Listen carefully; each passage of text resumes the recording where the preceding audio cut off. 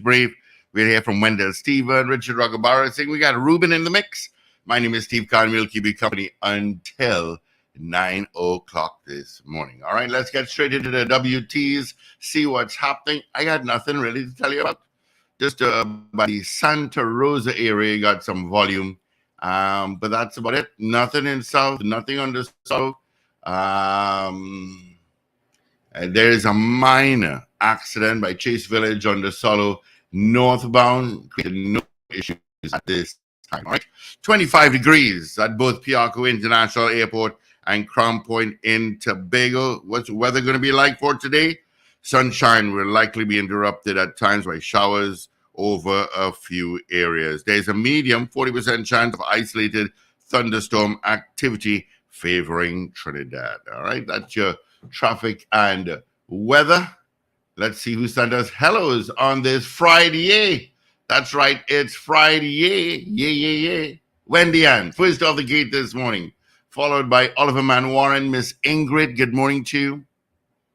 Maria Marva, DJ Ray out in Tampa. Big day for DJ Ray. It is Delaware Park Employees Picnic Day. Oh, have a good one there, DJ Ray and TGIF. Garcillian Valencia, CJ New York, what's happening? Have a fantastic weekend yourself. Doreen Pierre, watching us on YouTube. Good morning to you as well. All right, let's say good morning going out to Paul Richards. What's happening there, my friend? Good morning, Steve. Good morning, everyone. What happened there? I can't repeat it. You're watching my picture I sent you guys last night, aren't you? No, I'm not. Oh, okay. I thought you were. Yeah. Good morning. Friday morning. I'm so glad it's Friday. Yeah, boy. Oh, my goodness. This week seemed very long. Yeah. Very long. And some of us have a long weekend. Oh, yes. Some of us have a long weekend. That's all I'll say for now. This was a good weekend to fly out to Trinidad, yes? A lot of people did and are doing it at the airport today, last night. A lot of people heading to Tobago this weekend. Lucky chaps. I haven't been to Tobago since I don't even know when. Oh.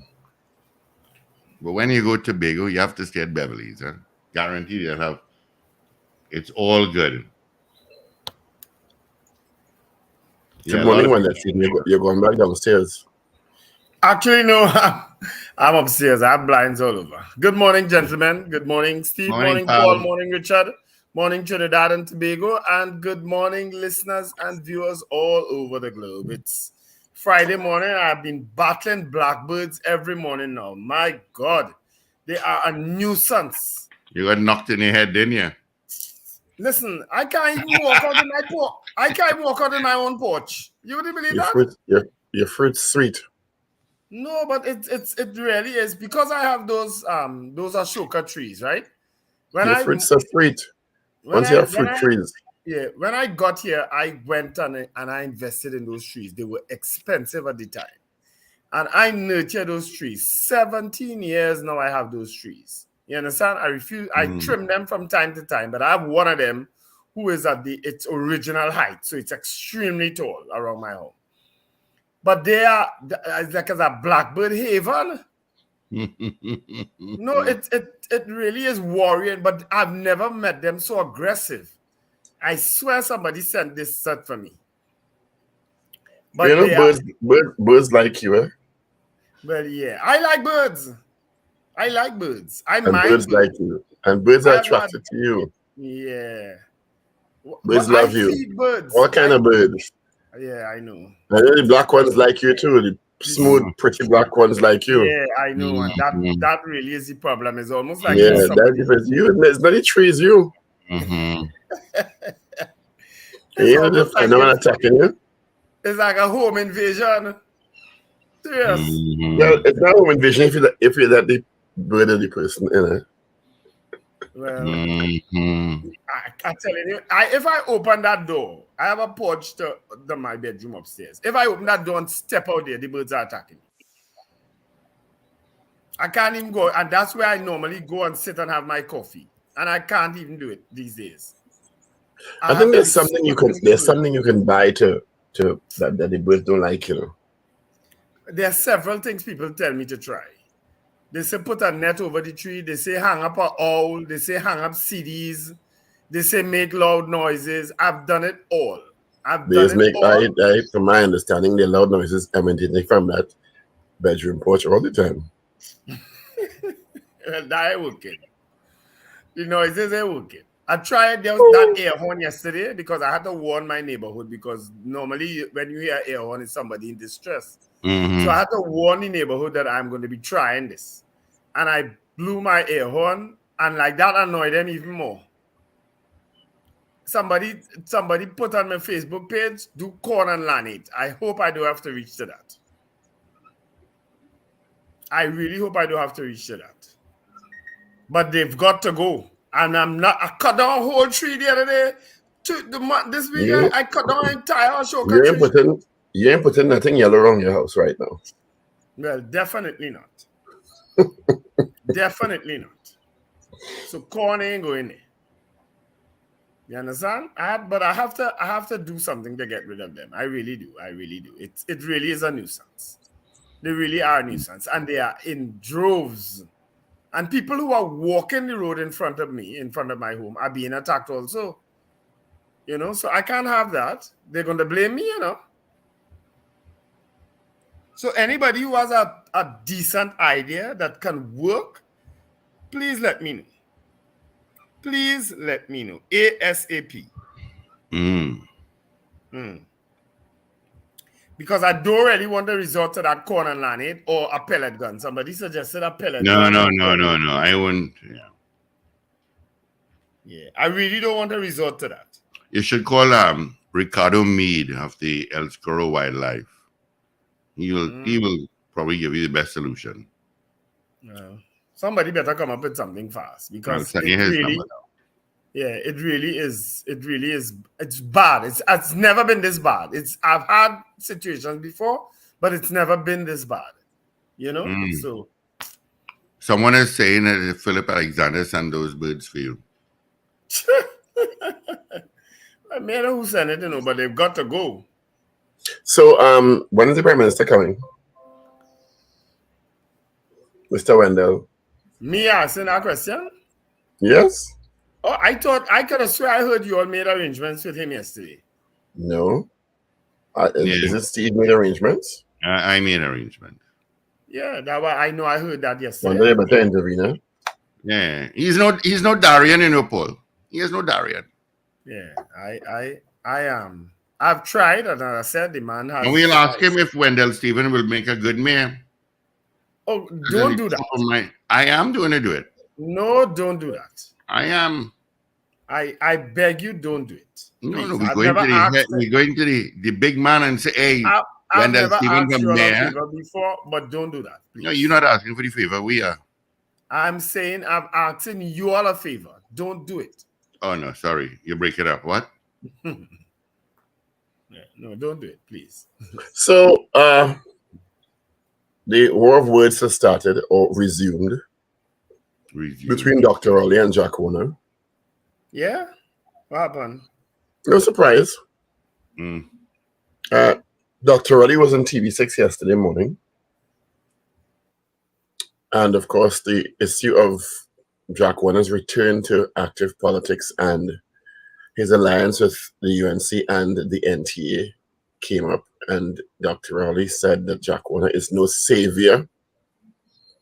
And this country could be internationally embarrassed because of Warner's corruption allegations. He said that Warner has the title of international crook over his head. Of course, Warner is not light on firing back. He said Dr. Rowley is no Patrick Manning. He has neither the class division nor the intelligence with which Patrick Manning was endowed. So it's going to get little. But what Dr. Rowley said about Jack Warner, it's public. Kamla Prasad-Bissessar said it. Dr. Rudal Munilal said it. Gavin Nicholas said it. Because Gavin Nicholas was the Attorney General at the time who signed the order for him. All of them have said it. So, Dr. Rowley, I don't think I remember any of them saying Jack Warner has the title of international crook over his head. Hello, I could send you a video now with Gavin Nicholas as Attorney General. I could send it to you now. Send it for me, please. I am going to send it. I could send you a video of Kamla Prasad-Bissessar talking about Jack Warner. And I'm sure I've sent them, you know. I'm sure I've sent them. But I go send them over. Huh? And the Prime Minister has also sent a pre-action protocol letter to Akil Abdullah for allegations Abdullah made against him in that now famous video clip, or those now famous video clips played by Chief Secretary Fali Augustine in the Assembly. Is it last week or week before last? Dr. Rowley is seeking an unqualified apology and costs from Abdullah for what he described as baseless, false, and malicious and slanderous statements against him. Dr. Rowley also described Augustine as an upstart who would soon learn his lesson. Augustine has responded and said that the comments, we were discussing it in the newsroom, the comments made inside the chamber, in the assembly, sorry, were protected by privilege, just much similar to the statements made in Parliament in Trinidad are protected by parliamentary privilege. And the statements played back in the chamber. So I don't know what the accuracy of that is. Maybe it is, maybe it's not. I don't know. Dr. Rowley has confirmed he is suing the whistleblower.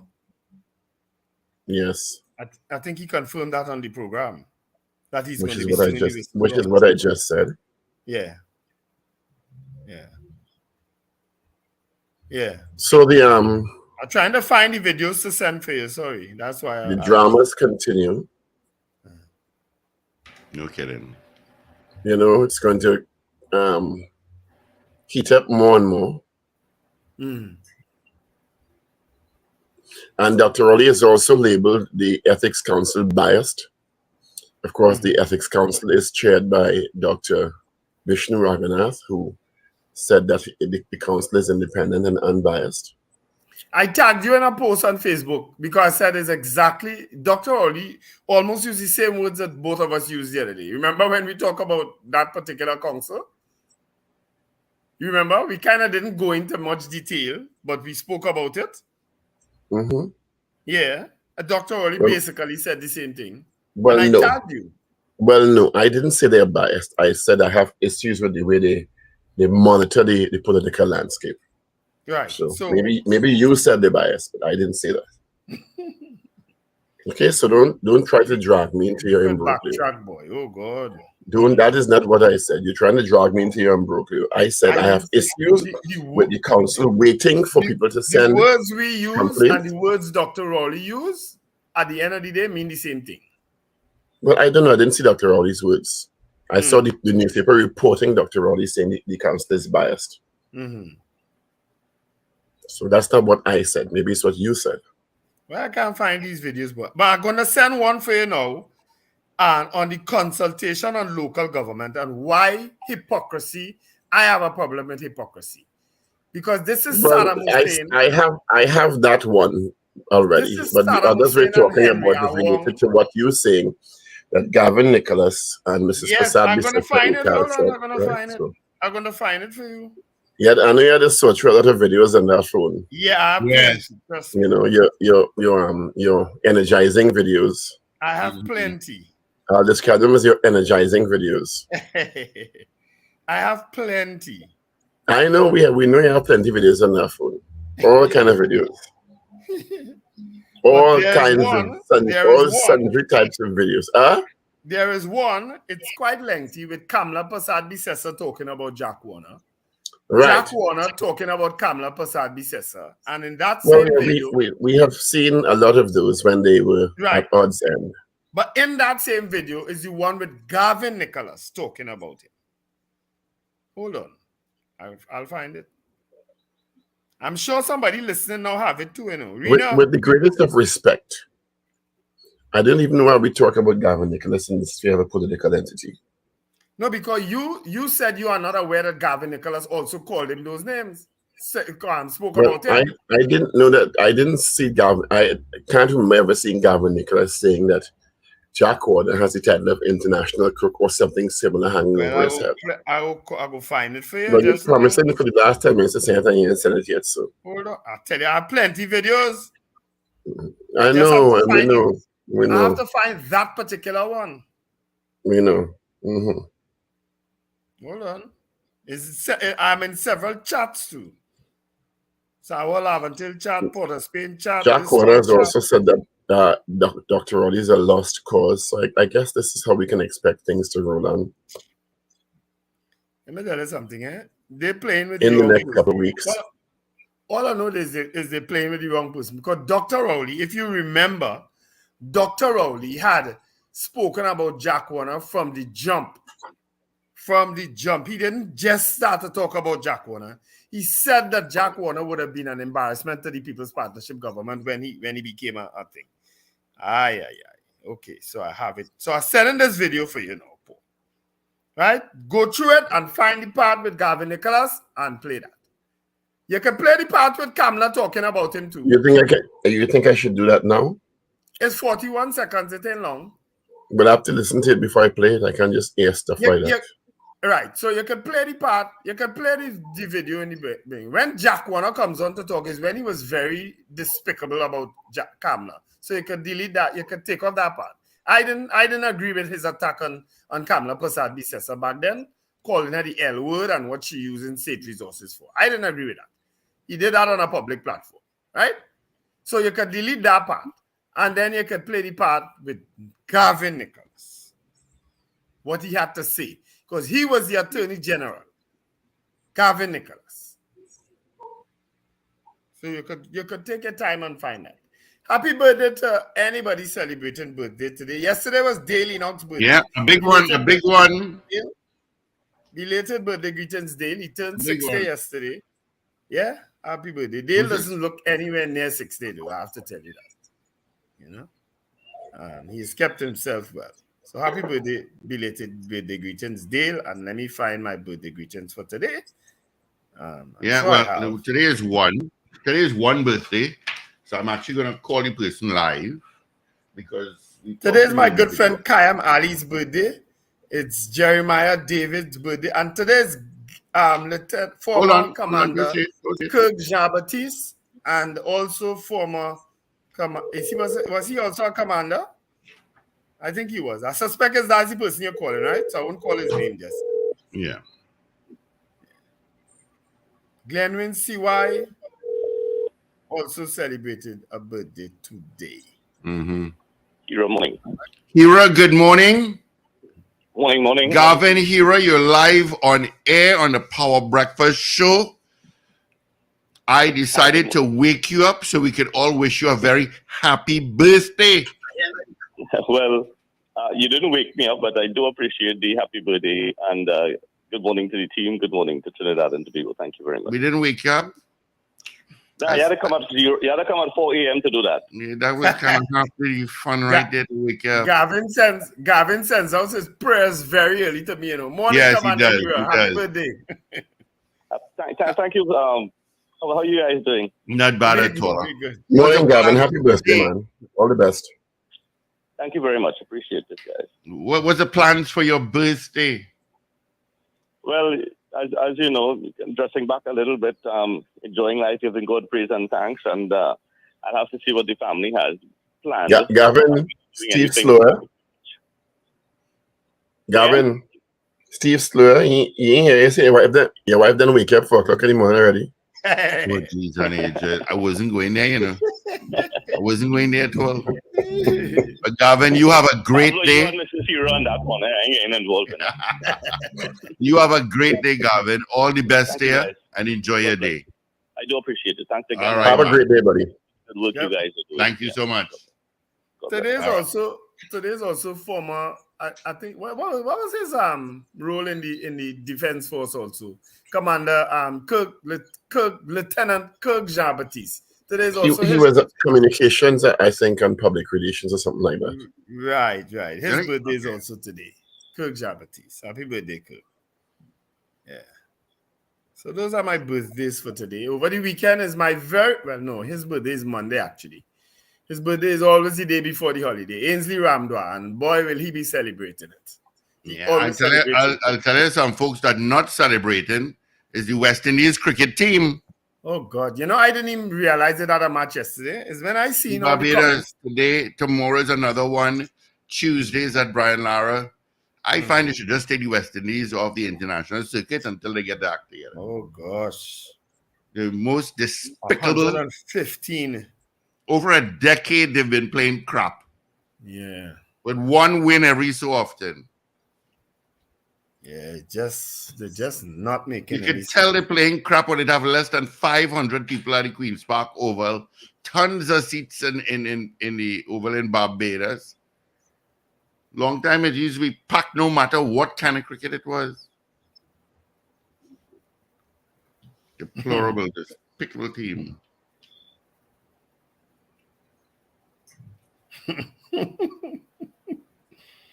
Right, they are team out of the international circuit. That's embarrassing. Right. So I got that off my chest. Yesterday, though, the PNM had a very successful and vibrant meeting in the HAP, Laku HAP, in the backup by Observatory Street, right next door to the Minister Stuart Young's office. It was a very, very good meeting yesterday. I highly commend the councillor for the area, Clint Batiste. He did a fantastic job outlining his stewardship and, of course, dealing with the political issues of the day, inclusive of local government, and how important this election is for local government. Because it's only on the PNM platform you're hearing any talk about local government. It's not happening on any of the other platforms. They are dealing with property tax, they're dealing with crime, they're dealing with rowley. That's what they're dealing with on the other platforms. None of them talking local government reform, even though they are on record as supporting local government reform, which is one of the videos I sent for you, Paul, and I'm sure you saw it. And you probably should play it so that people could gauge and see the hypocrisy from these people called UNC politicians. They are so despicable sometimes. I can't deal with it, If you were consistently against it, like how some people have been consistently against property tax, I don't mind, But you see, when you're two-tongued, something wrong with you when you're doing that. Something wrong. You understand? And that's what they have been proven to be. You went to these consultations, you spoke highly of local government reform, right? And all of a sudden now, you don't want to hear nothing about it. It's a waste of time and this and that and the other. Well, I have my views on local government reform. And if the People's National Movement don't put it in place, then I will have a bigger problem. I still believe local government should be part of the Constitution. But that is not, nobody has proposed that. No political party has said we're going to put it as part of the Constitution. None of them. You understand? But I'm telling you, if they don't fix local government, we are going to continue to have people protesting and complaining ad nauseum if local government is not fixed. That much I will say for now. You understand? I don't know that I will be a part of it because, as I say, I'm not facing the electorate. So my future is in the hands of people who choose to appoint me still. And if they don't, guess what? I have absolutely no problem. I will probably still continue to do my thing on radio as long as I get to do it online. And I will live my life. I'm going to be doing it then even from other far-flung parts of the earth. Every Monday morning I'm somewhere else doing Power Breakfast show if I'm no longer part of a council. Trust me. I don't know how much time you're going to have when you become mayor. Mayor. Mayor. They can't handle me as mayor, Every day they're going to be saying, oh gosh, Wendell. You will certainly not be able to come close to being the worst mayor in this country's history. Yeah, but they're going to be saying, oh gosh, you're showing I up them other guarantee you guys. that. They're I going to say think you're that showing position up has already everybody been else. cemented in the history books. Yeah. One of the things I could guarantee you that at leading a council is that it will be a cohesive unit, bringing the resources and bringing the results that the city of Port of Spain need, especially cleaning the city. Oh, for crying out loud, how difficult it is to clean a place, I don't know. Yeah, it's really And you know, Wednesday I had to go downtown, and I don't know what it is, but there's a blockage in the sewer lines, you know. I don't know. Corner of You're talking about the bubbling water that's coming up. it's a sewer line. Yeah, it's coming out of the sewer mains, but I don't know where that water coming from, man.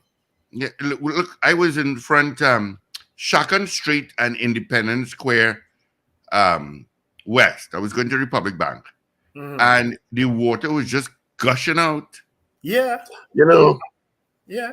regarding Port of Spain, I know usually cities fall under the auspices of the city corporations, but I will say I'm very disappointed that the government has not taken a special interest in investing in Port of Spain. Because I think while it may fall, Port of Spain and San Fernando primarily fall under the auspices of city corporations because they're both cities, I really thought or hoped that the government would say, you know what, this is the capital. Yeah. Let's put some attention here and drive some transformation of the capital. Yeah. Now, it has been done in some regard regarding the restoration of those buildings around the savannah. Let's give credit where credit is due. But generally, the city of Port of Spain is in a dilapidated condition. Yeah. And I think until and unless a government, like a cabinet and executive, say, you know what, let's not leave this to the city, the city corporation alone, it wouldn't get done. Yeah. And guess because what? It needs more investment, yeah, and more attention and more resources than a corporation can give because of the magnitude of the issues in Port of Spain. And I'm very disappointed that the government has not seen it fit to say, well, let's put on a special project and let's rehabilitate Port of Spain. Yeah. And Paul, but attempts have been made, you know. And I'll tell you, I'll outline them for you. But I ain't seeing the results.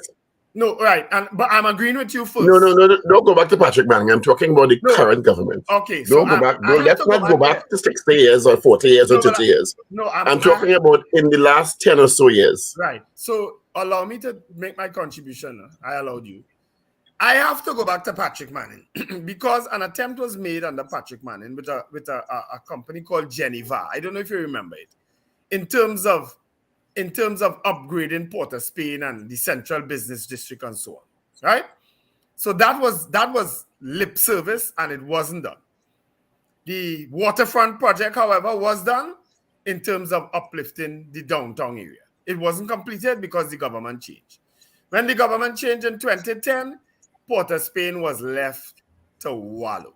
Nothing happened. I know because I didn't serve from 2010 to 2013, but I came back in 2013. Absolutely nothing was done for the city. Since then, we have had a lot of lip service. And what has been done since 2015? Oh God, you're not listening to me or what? I'm listening. I just say since then is a lot of lip service also. A lot of lip service, and you are right that Port of Spain needs some sort of central government intervention. To get it done. It does. The corporation and even with local government reform, it will still need a cabinet intervention. Unfortunately, and this is where some people might not like what I have to say, we have not been properly led in the city of Port of Spain. We have not. The council has not been properly led. We have been. Well, you know what? Let me say it for you. I think the immediate past mayor was very weak, very poor. Okay? Yeah. I'm not even going to mince words of saying it. Right. we have had a largely divided council, even though we've I all think PNM. Mayor Timke wasn't bad. Mayor Leasing wasn't bad. When Mayor Leasing, to his credit, or to his maybe to his discredit, would have been mayor during the People's Partnership in government, and he ran afoul of them all the time. But he still was able to accomplish stuff that you can say. He understand? To do things that I supported, but he couldn't. But this last 2 terms here, geez on ages. No, but Udicat has been trying with the avenue. You see, Port of Spain is split up into so many different. Right, but I'm talking about the city center, downtown Port of Spain, which should be a shining example of the potential of this country, because downtown Port of Spain, from the promenade, or let me say from South Key, go all the way up to, let's say, Park Street. East from all East Dry River, all the way west to Rice Road, should be an area that received significant upgrade attention. Yeah. Because that is the main area in Port of Spain to me. Yeah. I'm not saying post north of Park Street doesn't need attention, but it is not a dense epicenter, right? Yeah. So that if you're inviting people to this country for tourism or for business, because we have a lot of conferences, CARICOM heads, commissioners of police, are you proud of this city? And it's not for lack of trying, because we have spoken about the Broadway project, the Broadway improvement, the improved Broadway, Cipriani Boulevard project. It can't be piecemeal and piece of Broadway and piece of Cipriani Boulevard. It has to be encompass the area, the general area described. Right, and I'm saying it's not for a lack of trying. It's not for a lack of plans then being how should I put it, espoused. You understand? It's just that the implementation has been poor. Udicat is the only person I see him getting through. At least the avenue has started. That should be the question this morning. Are you proud of your capital city? Well, you could ask that, but let's ask it and see what people think. I want to stay out of a pool like that, right? Because you are just to take the notes. You ain't supposed to participate. I've been part of the capital city. Right. So I think we asked, are you proud of the capital Port of Spain? I am proud of the capital city. I'm not proud of the things that we have not been able to do. I'm not proud of some of the state, that the better state we could be in. I don't know if people have figuratively, we're all proud of Trinidad and Tobago, but are you proud of the condition in Port of Spain? Okay, or maybe are you happy with the condition in Port of Spain? Something like that. But I'm not. I can't support a poll like that, Paul, simply because in the middle of an election, it could be seen as a leading type of poll. I'm not going to support a poll like that. I'm sorry. Okay, all right. I agree with that. Yeah, it's probably not the type of poll during an election period. But Udicat, I don't know if people have driven along Arpita Avenue lately. You see those beautiful plant pots that Udicat have done. They put plants in it. It's looking nice. Please, I'm begging the people, don't throw garbage in it now. Don't go and try to steal the plants now. Don't destroy the plants now. Look at it and admire it. Go and stand up next to it and pose and take a picture, a selfie or whatever. Do not destroy it. I'm begging Trinidad and Tobago citizens. Do not destroy it. Wow, we'll get some plant pots. You're being very sarcastic. Yes, I am. But it's part of the. And you will enjoy the beautiful plant pot while you're rocked down in a big hole, a pothole. It's part of the start of the improvement, Paul. So at least we should show some. Give me a break now. But plant pot is the start of the improvement. What do you mean? Really? So you don't appreciate it? In the context of what the city needs, it's a joke. Well, I'm saying, Paul, everything to do in Woodbrook is a battle, you know? You know that, right? You know that? Look, we have a Woodbrook resident right here. I should be grateful for plant pots. I'm just saying everything you start to do in Woodbrook is a battle. You know that. The most significant thing they put up in Port of Spain in the last couple of years is they put 2 archways partly into the road on Charlotte Street and they call it Chinatown. which is the strangest approval for a contract I ever see, because the posts out into the pavement, into the drain. Never see it yet in my life. Make sense? No. I don't know. Okay. You ought to live forever by your damn. Sorry. You ought to live forever by yourself. Nothing can please you. See the first part. I'm going to say damn, but I pull it back. Damn go to come out, but Well, damn is all right. no, I shouldn't. I don't use that kind of language. Well, we're hot archway. I'm just saying, Paul, that the revitalization of In Port and Spain, outer dilapidated condition, the archway leads you into chaos and the archway leads you out of chaos. the revitalization of Port of Spain is painfully slow. Painfully slow. Okay? That's all I can say. It is painfully slow. How long we've been hearing about those buildings around Piccadilly breaking down and putting up nice? We've been hearing about it too long. I agree with all that. So let's go into the newspapers this morning. It is Friday, the 28th of July. Let's start with the Guardian online for the 28th of July. PM Rowley labels Ethics Council biased. Chairman Raghunath rubbishes claim. Warner, Dr. Rowley is a lost cause. Charge for cocaine that turns out to be painkillers. Judge awards woman $75,000. Judge blocks closure of EFCL. Contractors can seek millions in unpaid debt. Wow. A Rima man gunned down at sister's house. Fired unvaccinated workers get salaries. Ex-fire officer wins lawsuit against Public Service Commission. Man beaten and robbed by online scammers. And Farley on PM's pre-action letter against whistleblower. Says protected by privilege. Let's move now to how does someone get beaten and robbed by online scammers? Because you probably went and meet them. Oh, okay. Let's move now to the Express. I hope justice for mom is served. I hope justice for mom is served as persons laid wreaths. That's the Afisha Caballero, daughter of one of the victims of the 1990 attempted insurrection. People laid wreaths in commemoration of that yesterday. West Indies smashed again. Farley, we're protected by assembly privileges. Jose back in full force tonight. Standard and Poor's affirms TNT's investment grade rating. HDC in wall row.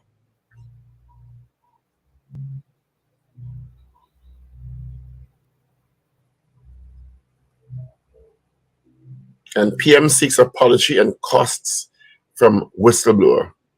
Let's move now to the Newsday Online for today, Friday. Since you knocked down my question, which I agree with, if I can answer that question, all right? Okay. Which I agree. I agree with what you said. It will be seen as some sort of political tool in this environment, particularly Port of Spain and local government. So yep, I agree with that. All right, so let's go to the Newsday Online. Napa's temporary closure pushes production to off August.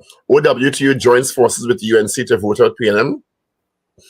PM advises against unions minimum wage. Farewell to Jocelyn Cassidy. PM shocked over criminals in politics. B-Mobile introduces eSIM technology. PM, Jack can't help UNC win local government elections. Central Bank, use more 50 cents. Rio Claro man charged with indecent assault in San Fernando. He lied in me. Rowley moves to sue so-called whistleblower. Judge blocks attempt to wind up EFCL. CXC students can apply for early results. Mathematics grading explained. And Brazil road collapse leaves retiree worried for her home. Chief Secretary says he has no regrets about exposing whistleblower. An activist, 1990 attempted coup victims should be compensated. That's the whole country then. Boy. The whole country. The whole of the West Well, part of the unless they mean persons who lost their lives, the families of persons who lost their lives. Yeah. Haven't we been there before? It could be that that's what they mean. Mm-hmm. So those are trending stories in your Express, Guardian, and Newsday for today, Friday, the 28th of July, 2023. All right. Let's say good morning, good night to Gloria Gray, Rena Boodoo Jennings, Brenda Isaac, Miss Ingrid Pearl, Ms. Maloney, the Great, Joyce Simmons, Elias. Good morning to all those locked on YouTube. And Jennifer, good morning to you. Jennifer says, gentlemen, that tomorrow would have been Clifford Lemon's birthday, aka Spawn. Oh, okay. He Tomorrow. Yeah. Okay. Yeah. Thanks, Jennifer. All right. Let's get the results of our morning poll. Yesterday, we asked you, let me just do a refresh. Maybe some more votes came in. Do you think the events of July 27, 1990 can happen again? That was our poll yesterday. 90% votes. 90%, 90, said yes. That is All correct. right. 90% said yes. Do you think the event of July 27 can happen again? Wow. 90% said yes. Our poll this morning. Would you like to see Wendell as mayor of Port of Spain? No. My suggestion for the question is Dr. Rowley has made a statement saying that the Council for Ethical Political Behavior is biased. So I'm suggesting, do you think the Council for Ethical Political Behavior is biased? Yes or no? That's a good question. Is that okay? I was actually going in that direction about that council. Is that okay? That's a good question. Yeah. Right. That's a good question. But maybe you don't need to include Dr. Rowley in it. You could just ask. I am not including Dr. Did I include Dr. Rowley? Yeah, you quoted I Dr. said Rowley. based on, but the question didn't include Dr. Rowley, sir. All right, yeah, don't include him in it. Just ask if you think the Council of Ethics is biased. Yes or no?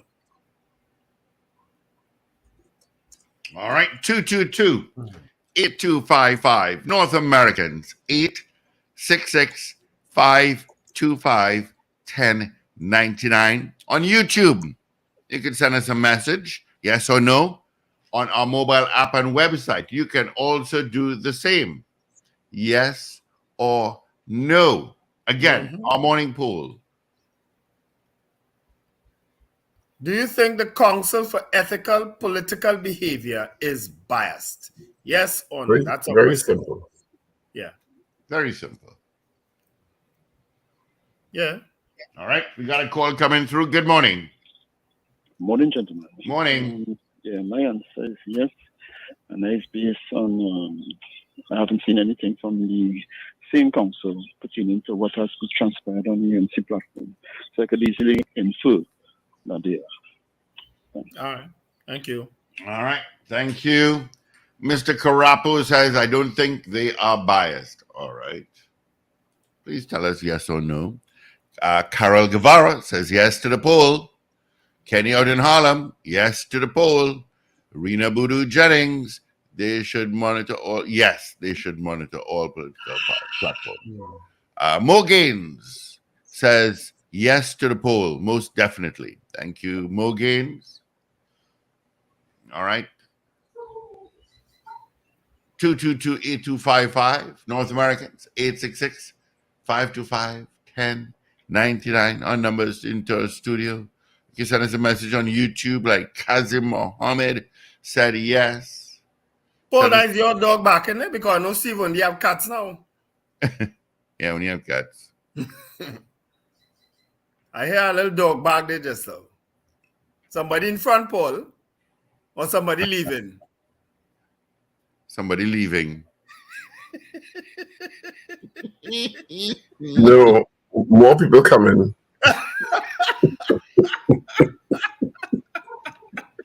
Yeah, the dog back again. You'll get the answer you want, right? More people coming. More people are coming. And the dogs bark when people come. You loaded with innuendos there. You got a good rest last night when you see that. Let's grab this call. The dogs bark when people come. Morning, to the caller. house. Good morning to the breakfast too. Yes. Thank you, Trevor and Arima. Hi, Trevor. Have a great day. GNC Auto Security says yes. Stretch, totally. D, very biased. Yes to the poll. I approve Wendell for Mayor Port of Spain to bring it back from its horrible state. Yes, I agree with you, D. Meb says yes to the poll. Brenda Isaac on YouTube says yes. Ms. Maloney Dudu said yes. All right. Morning, Charmaine. Morning, Rena. Morning, Carol. Morning, Deborah. Morning, Kathy Ann. Did I miss anybody? Morning, Mrs. R. Morning, Gloria. Charles Pantin. Long time no hear from. All right. You won't hear from Riri till next week. All right. Morning, Riri. She's not listening. Riri's on a cruise. I told her that. She went on a cruise with her That's family. why I haven't gotten a message from her for a few days. Yeah. She's on a cruise. She always sends a good morning. MSC cruise. Good morning. Good morning to all you good gentlemen there. Morning, Ellie. You know, I must call a vote on this poll. At 3:50 in the morning, yes. I must call a vote on this poll. And my vote is a resounding yes. All right. That's your dog back in there too? Nah, that's not my dog. Mr. Wendell, Stephen, how you going, sir? How you going, Ellie? I go nice pretty to hear good, from you, man. It is not a I know. I hope you hear from you when you become mayor, though. Trust me, I'll send a ticket for you. I'll send a ticket for you for one of the main proponents of this thing. I'll send a ticket for you. Well, that's not because because Wendell, I know the contribution you make, Wendell. I know that.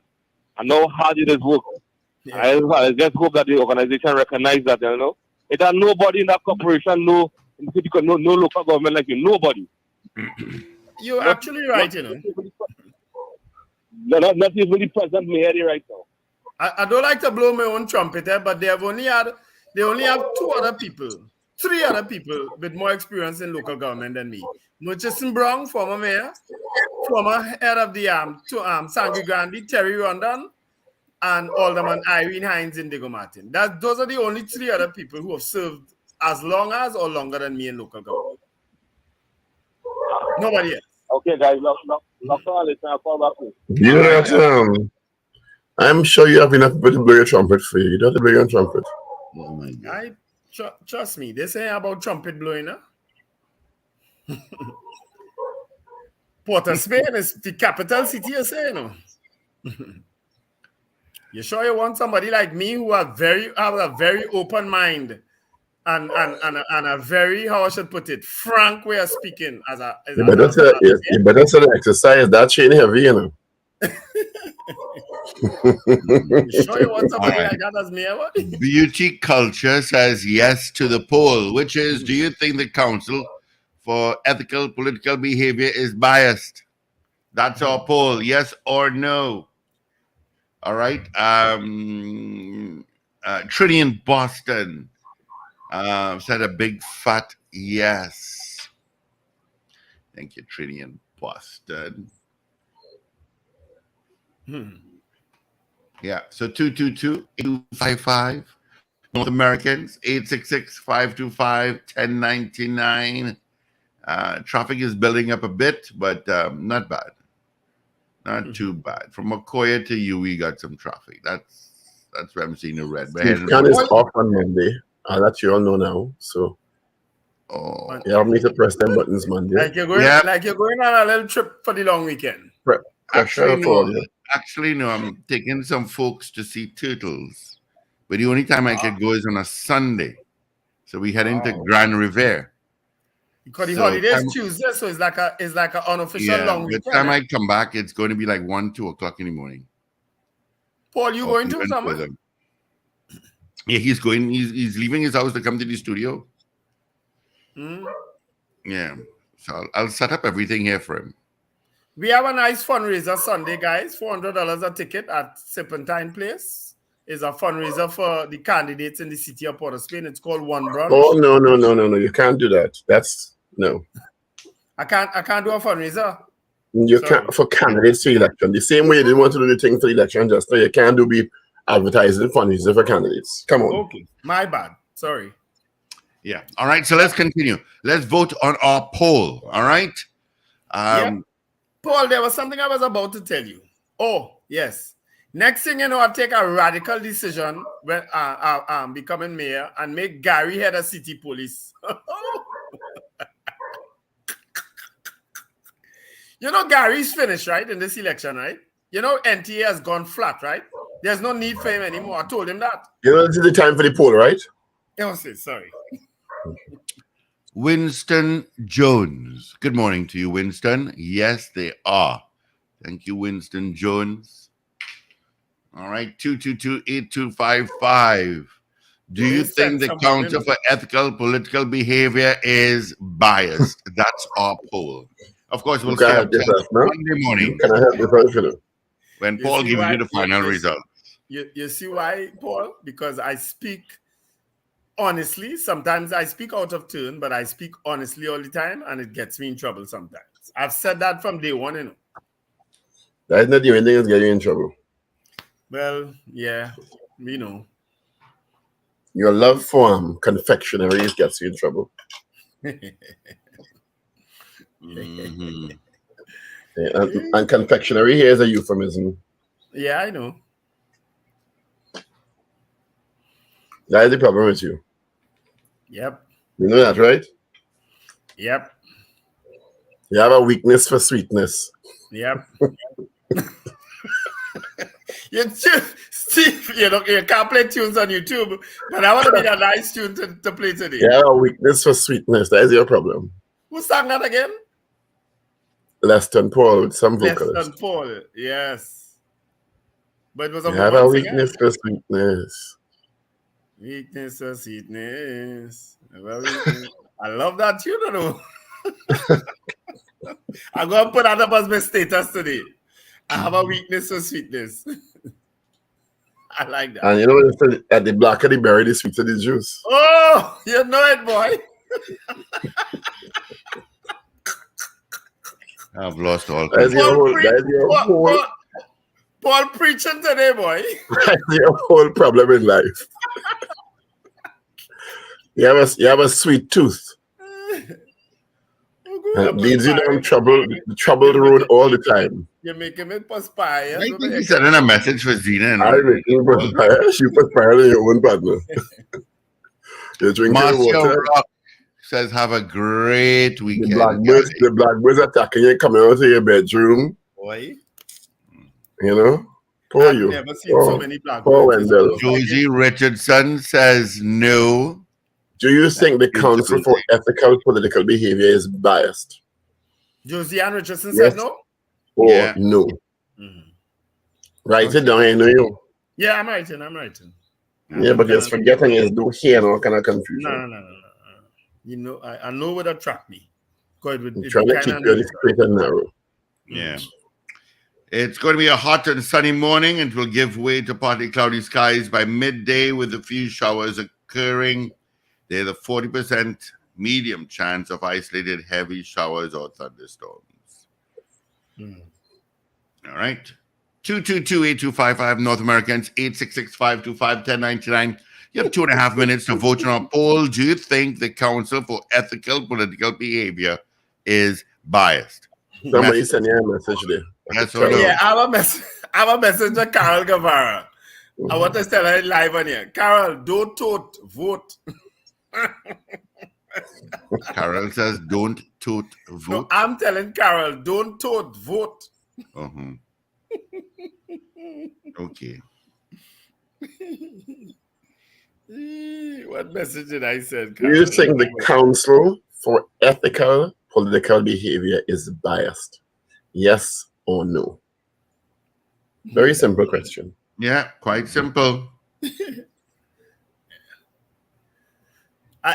Yeah. All right. Stephen Harper. Don't tote, vote. Anthony Tinto, good morning to the one and all. Have a blessed peace day. Thank you. Slick Money Grip says, good morning. Yes to the poll. Did Tinto vote? No.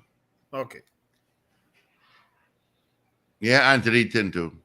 Don't tote. Vote. Gregory, don't tote. Vote. They pick up Jack Warner talk. That is he started or Cam or Mrs. Prasad Bisasa? I think Same that was difference. I ain't sure who started, but they ain't saying vote. You know, the funniest video, one of the funniest videos I've seen is the one with Basdio Pandey when he say, "No, when you go in the ballot box, nobody here watching, and put your eggs by the ballot." He said, "I said that for you too, you know." I find that video very funny. And then the next one, huh? That's branding. Yeah. Stick in your head, you know. Yeah. Put your eggs by the ballies, eh? You know how many tunes and slogans came out with that? So it's stuck in people's head, you're right. All right, gentlemen. All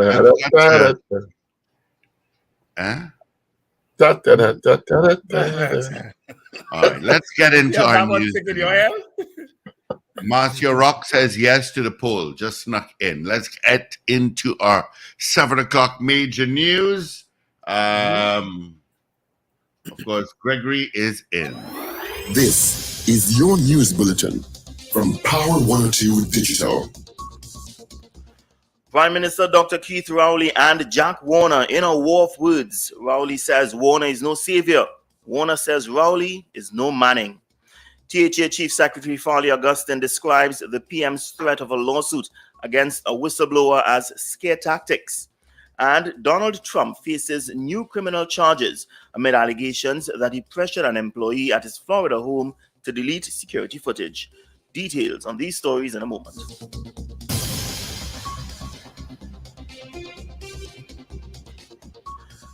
Good morning with your news to 7 a.m. on Power 102 Digital. I am Gregory McBurney.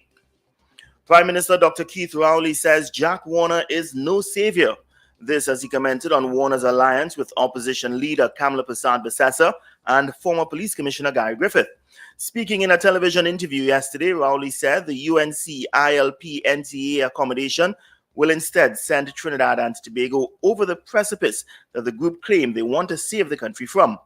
Dr. Rowley said he warned the country about Warner's potential to become a national embarrassment over FIFA corruption allegations. He added that Warner now has the title of, quote, international crook hanging over his head. However, Warner snapped back at Dr. Rowley hours later and dismissed the PM's comments. He rejected Dr. Rowley's assertion that he cannot help the opposition UNC-NTA coalition to defeat the PNM in the upcoming local government elections.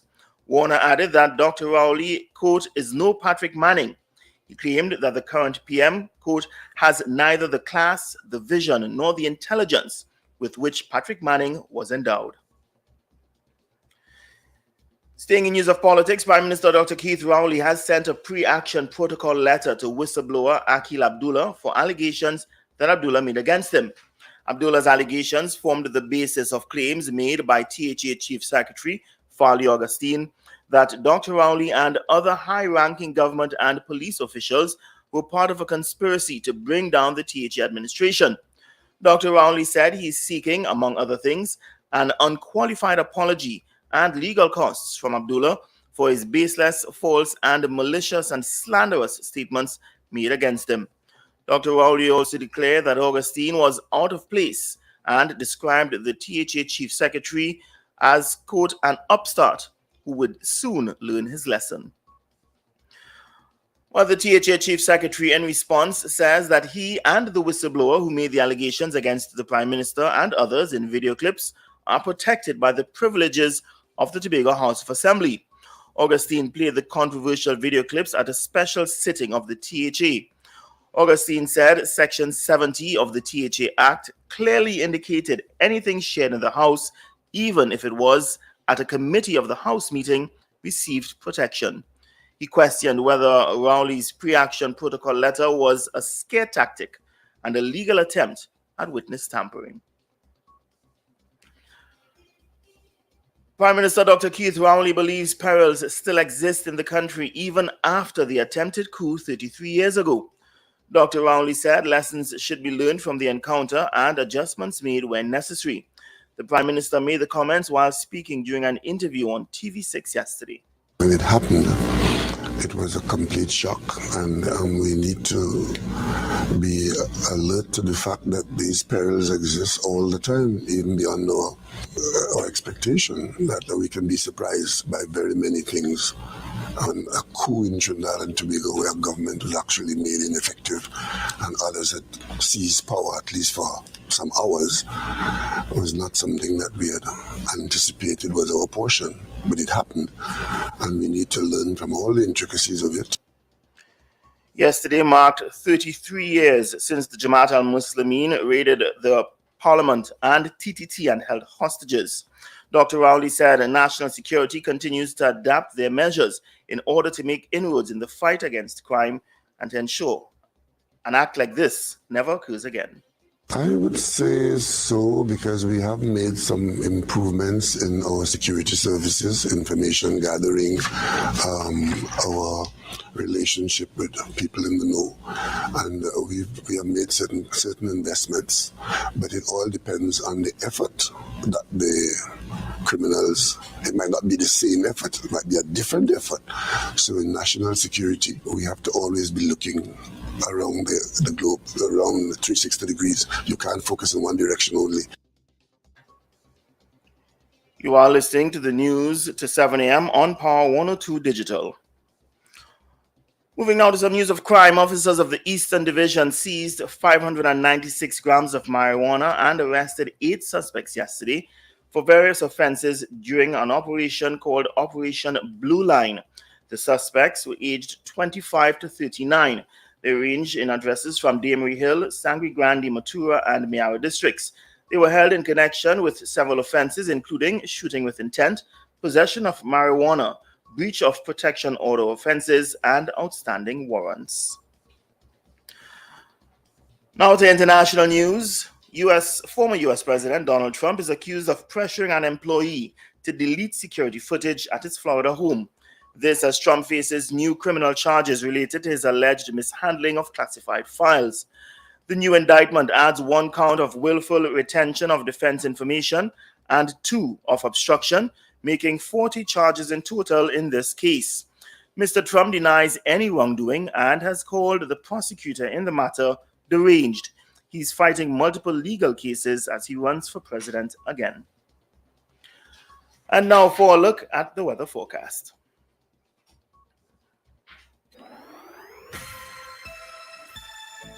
For the period today until midnight, Trinidad and Tobago can expect a hot and sunny morning, which will give way to partly cloudy skies by midday with few showers occurring.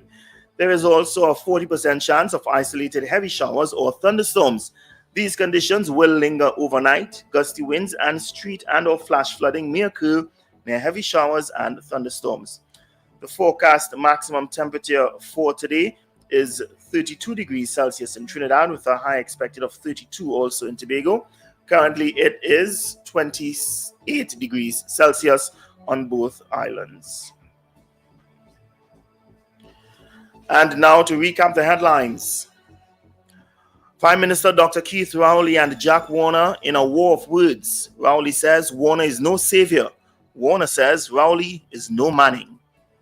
GHA Chief Secretary Farley Augustine describes the PM's threat of a lawsuit against a whistleblower as scare tactics. And former U.S. President Donald Trump faces new criminal charges amid allegations that he pressured an employee at his Florida home to delete security footage. Well, that's what's making news to this hour on Power 102 Digital. I am Gregory McBurney. For more on these stories, feel free to check out izzo.com.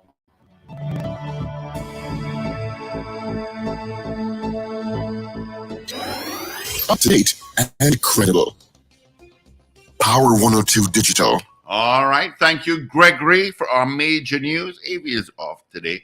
But yeah, thank you, Gregory McBurney.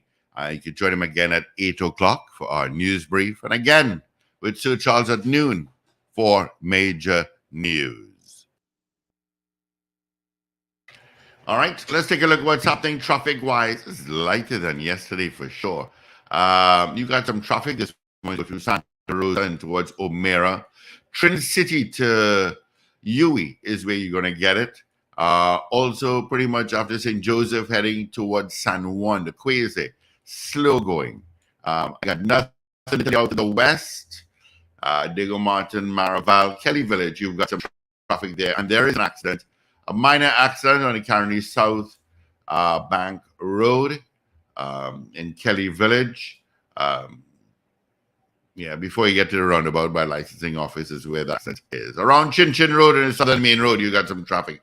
Sugargonis Main Road or Sugargonis Main Road is a bit sticky this morning.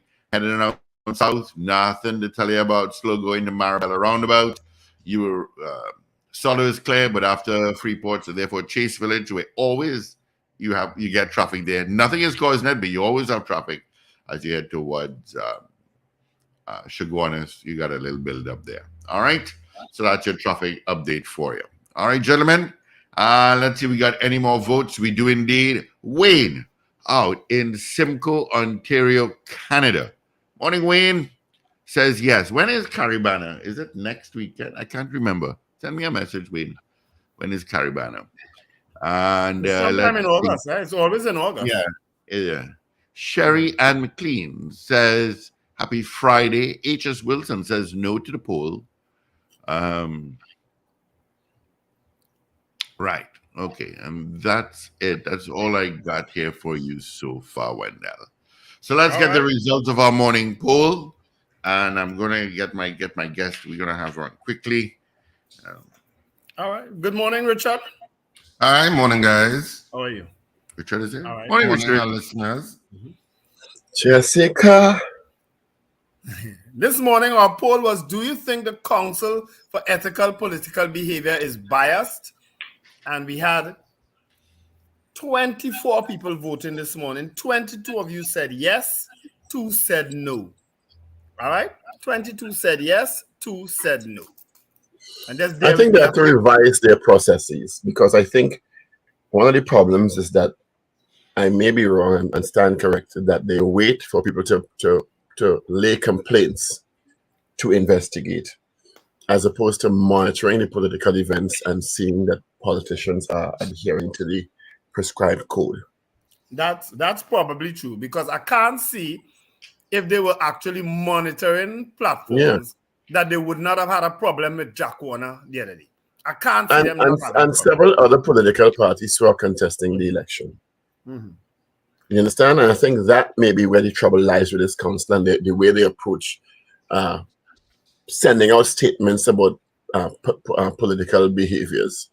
And if you're waiting for people to lay complaints, as opposed to, you have to do some work. You have to monitor the events. You understand? You have to monitor the media and make sure that they're hearing. You can't sit down and wait for complaints. I mean, complaints is part of it, but it can't be the only mechanism through which you are the allegations of improper political behavior are brought to your attention.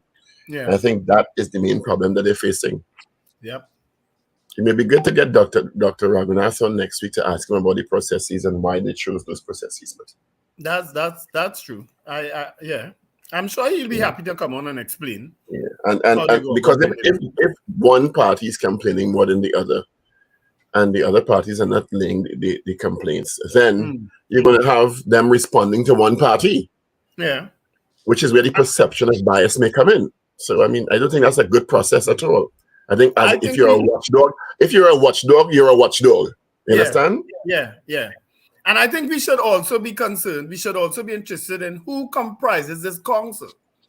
That too. That's a valid point too. Yeah, because we only know about Dr. Raghunath. We don't know who else comprises the council. It certainly can be a one-man show.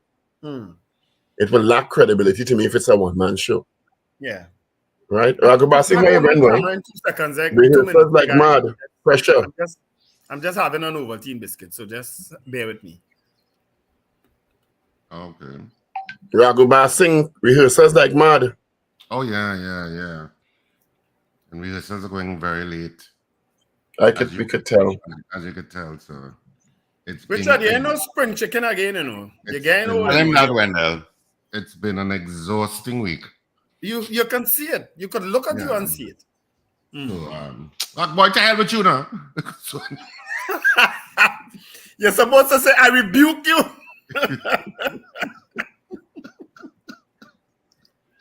You know. But your Let me see if I can get- your spirit lives on. You might look like you ain't get much sleep, but your spirit there still. And that's what people love about you. oh God, but it's been. I mean, it's fun. I mean, because it's something you love to do. But oh God, it's exhausting. You know, getting a play ready for opening night. But and it's fun. It's fun. So it's on. Of course, it starts tomorrow.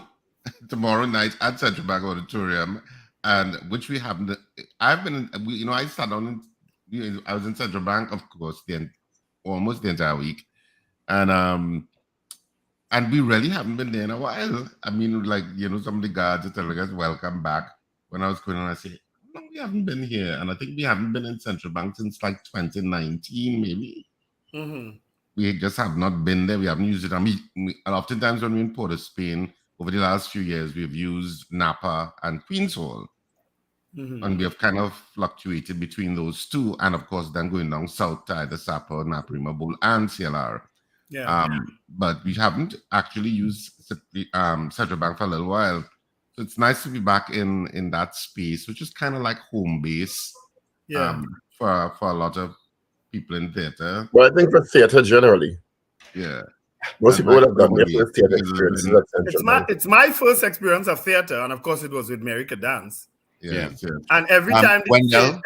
every time you went for a break and the stage went dark, we used to smooch and think, oh, I used to like it. Wendell, I have a message for you. You ready for it? Yep. Steve, tell Wendell, thanks for reminding my brother he is old. Good morning to you, Nyla. Good morning, Nyla. He is old. Your own sister telling you old, Richard. I did say he's no spring chicken. Every opportunity she spring gets. anything. Anyway, gentlemen, we do have Yesenia Gonzalez online. Good morning to you, Yesenia. How are you? Good morning. I am very well, thanks. I am blessed, and you all? Buenos All dias. right, thank you. We were trying to get you yesterday, but we didn't get you yesterday. Well, I was in Port of Spain. I was really trying to sort out a lot of things because a lot of the family information and some of the family coming up in the Timmins Foundation and at the office, very worried about the family, and it is a lot of to do, and then plus I went down to the immigration in Henry Street, and I was very sad because, I always say we must have compassion in life for each other. And when I saw this big line, a big lineup until, I don't know, from Henry Street, in two different sides. People line up there, well, different matters, different issues, in the hot sun, I find that it's so terrible, really, really sad. To have these people waiting for so long, and they don't care. I mean, people with little children and things in that hot sun with no water. Well, thank God there was a guy selling water there. He makes some good money there. Thank God for that. But, it is so sad, to see how people have to suffer, the condition and the treatment. And I could imagine in the immigration then, those officials taking their cool time, they come and go. They don't really are concerned about who hungry and who not hungry. Basically, their focus is to discrimination, because that action that took place by the bar there where they went and they raid, all of that is total discrimination, because I understand there was a lot of different migrants there, who also maybe legal, illegal, and all of that, and they only talk all the Venezuelan. Everything is the Venezuelan do something bad in this country, the Venezuelan bring in crime in this country. I could see in my Facebook page when I have to post something, I getting a lot of attacks from xenophobic people, who don't care about people's life, and they're very selfish because they think they will never pass through something like that or worse than that, and they just say what they're doing here. They come in to take us our home, and they come in to kill people, and it is a terrible thing. I mean, it's very heavy, and I believe and I take responsibility. When I say, the people who are responsible for this kind of behavior, and I will blame them until I don't know forever. I will blame them for creating that kind of negativity with those Venezuelan migrants, which is the government, because I remember Ms. Gonzalez, stick up in there, because you're going down a road that of critique that probably not deserving. I have no problem with Venezuelan immigrants here. As a matter of fact, I have no problem with anybody from any other part of the world here. But isn't it a bit extreme? Your description of them lining up and in the sun, and so what else obtains throughout the world? I don't know that it's any different if a situation like that develops anywhere in the world. I don't know that it'll be any different, because I saw our citizens, over thousands of them, lining up to try to get into the prison service yesterday, the last few days.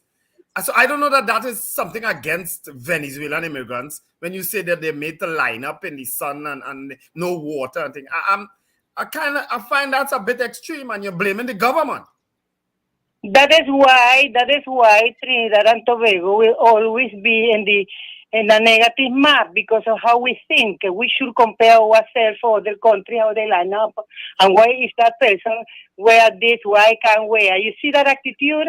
I find that is very, very, very negative, because at the end of the day, you mean your attitude?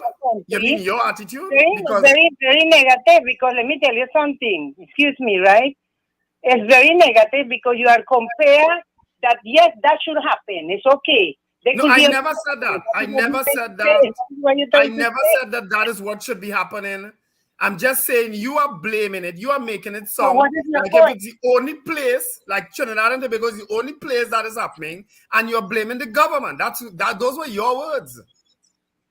Yes, I am blaming the government, because the government system, the public system, is very slow, and they should try to put things in place in a speedy way. This will not happen. They're very slow. Right, some of the public service, if you go, the system is very slow. So that is creating this kind of problems. So you can say that. I have no problem with you. I have no problem with you advancing that. I don't have no problem. But when you go down the road of almost making it sound like if it's a deliberate thing against Venezuelan immigrants, I think you're wrong. No, I am not wrong. You know why? Because of the statement the government made publicly. Like, for instance, when the former minister Stuart Young, right, he make a statement where he said, like, for instance, he said, oh, go for them, go for all of them. You know what you're trying to say. And when leaders and authority, make a statement like, for instance, this is not a refugee camp, and they should hold everything immigrant, all of that. The attitude. You've been on this radio station. You've been on this radio station praising Minister Stuart Young before. Well, that is your thinking, but this is what you've done it. You've praised Minister Stuart Young before. Excuse me. You defend him.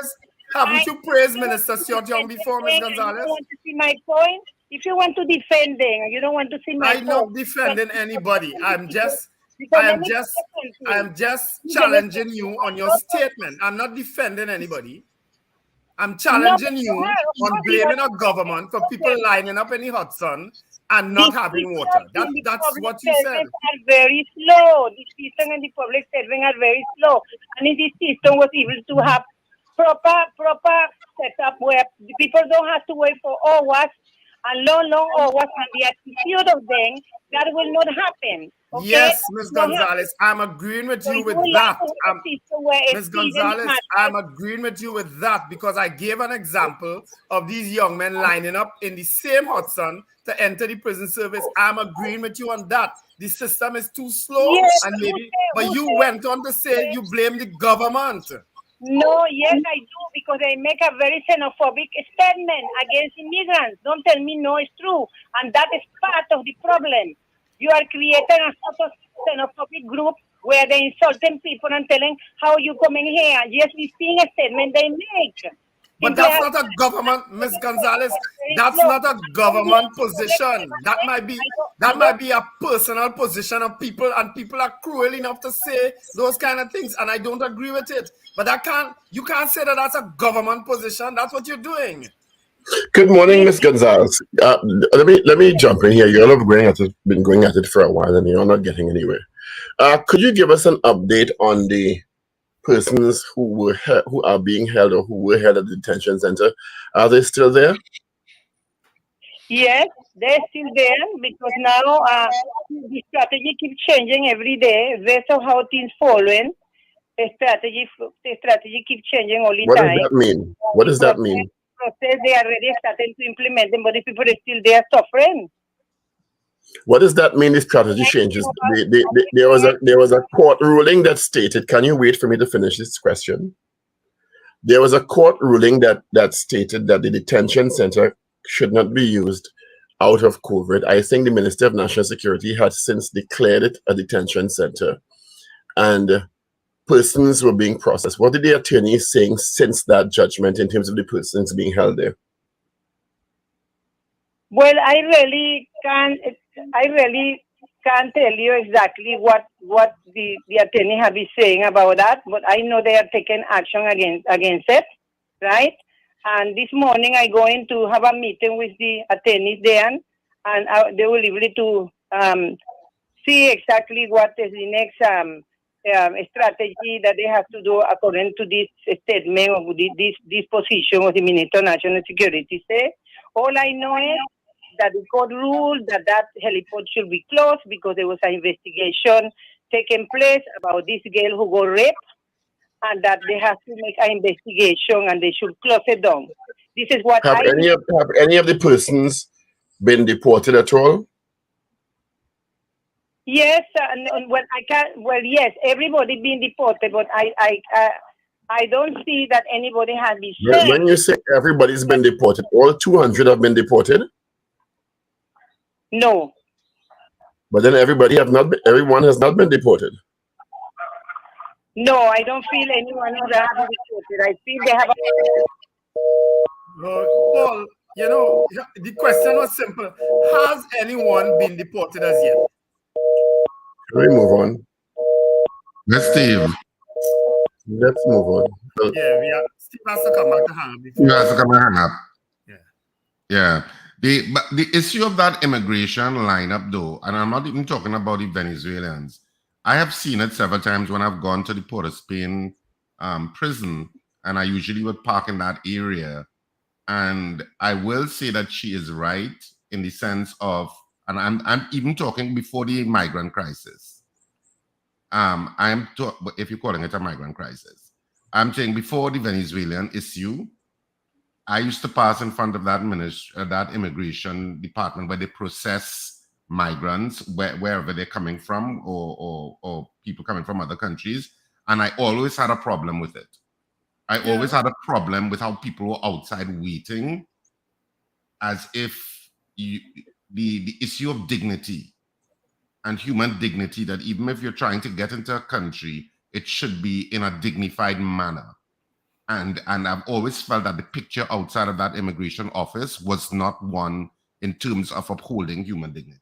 And Richard, I don't argue with that. I don't disagree with that position, because we saw it with the American embassy, the lines that used to be outside the American embassy, and we had a problem with it. Yes. I saw a problem when I drove down the highway yesterday for the first time in a while. I am seeing hundreds of young men standing out there to enter the prison service, and I'm saying surely they could have done this better. so that people don't have to be standing out there for all these hours. I'm in agreement with that. But Ms. Gonzalez went further to say the government doing it. Come on. And the government making these comments. Put systems in place. I'm not disagreeing with that. Let the people who have to do it put proper systems in place. That's a management thing. And so we're saying is the government have these young fellas lining up in the Hudson to enter the prison service? Come on. That's guys going a little too far. And come on, no, don't do that. The Council for Political Ethical Behavior comprises the following people: Dr. Bishnu Raghunath, Chair. It also includes Dr. Gabriel Hussain, Leela Ramdeen, Professor Carlisle Pemberton, Dr. Beverly Beckles, Wolabisi Kabuni, Eastlyn McKenzie, and Imam Imtiaz Ali. I do believe he passed. He would have passed. He passed recently. Yeah, very recently. So, Condolences. So that is the composition of the council. Right. Well, let me share something with you. You were talking about West Indies cricket this morning. I find you want to share on the videos I sent for you. And it is not a little bit of foolery. It is a lot. And I'm not casting blame on any single person, but I am reaching out to a civilization and to a people. Every time we lose now, it is like a cuff in the bottom of your belly. Every time we hear that we can no longer qualify for that which we ought to have won. I remember as a school child, 1975, the first World Cup. Mrs. Carrington went looking for a group of us all over her school. She could not find us. We were down in the well of the steps to the basement of our house hiding out with a transistor radio, listening to that wonderful partnership that brought us home.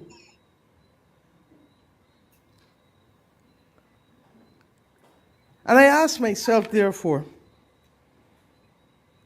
what will it take for us to have the honesty and the integrity of decision making to allow us to do right? Some may argue that it is incapable of voluntary decision making. I disagree. Some may argue that we may have to do like India and go to the Supreme Court and have cricket declared as a public good.